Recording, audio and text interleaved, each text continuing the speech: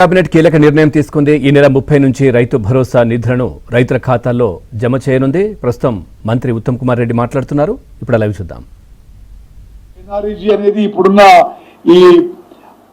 ఈ పథకం, ఇది రామ్జీ పథకం, విబిజీ రామ్జీ పథకం గురించి సీతక్క గారిని మాట్లాడతారు.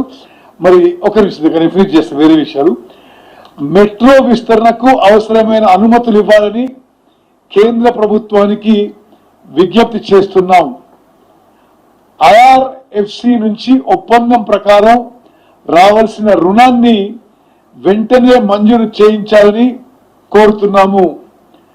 హైదరాబాద్ ట్రాఫిక్ ప్రయాణికుల అవసరాల దృష్ట్యా మెట్రో ఫేజ్ 2 విస్తరణ అత్యంత కీలకం. అందుకే మన రాష్ట్రం నుంచి ప్రాతినిధ్యం వహిస్తున్న కేంద్ర మంత్రులు, బీజేపీ ఎంపీలు అందరూ కూడా మెట్రో విస్తరణకు సహకరించాలని కోరుతున్నాం.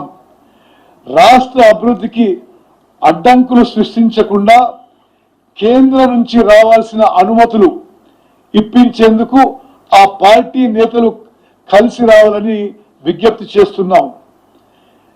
తెలంగాణ ప్రభుత్వం మరో కీలక నిర్ణయం తీసుకున్నది.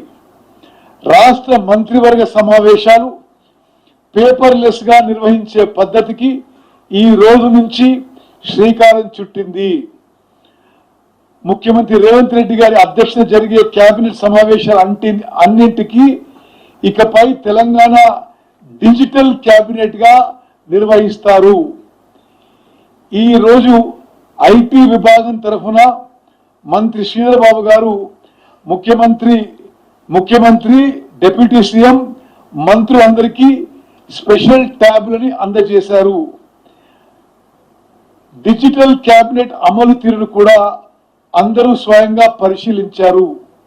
ఇకపై ఈ బుక్ ద్వారానే కేబినెట్ సమావేశం ఎజెండా, నోట్స్ అన్ని మంత్రులకి అందుబాటులో ఉంచుతారు. పేపర్లెస్ గవర్నెన్స్ లో భాగంగా తెలంగాణ డిజిటల్ కేబినెట్ అమల్లోకి తీసుకువచ్చినట్లు తెలియజేయటం ఆనందంగా ఉంది. ఇకపై కాగితాలతో పని లేకుండా డిజిటల్ విధానంలో కేబినెట్ మీటింగ్లు జరుగుతాయి.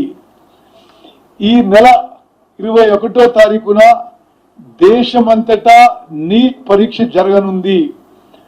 రాష్ట్రంలో దాదాపు 2008 పరీక్షా కేంద్రాల్లో 2,95,000 మంది విద్యార్థులు ఈ పరీక్ష రాస్తున్నారు.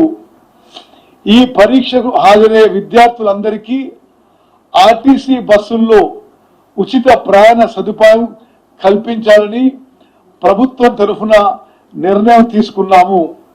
నీట్ పరీక్ష రాసే విద్యార్థులు తమ హాల్ టికెట్లు చూపించి ఈ సదుపాయాన్ని వినియోగించుకోవాలని కోరుతున్నాము. ఇప్పుడు గౌరవ పిఆర్ మంత్రి సీతక్క గారు మాట్లాడతారు.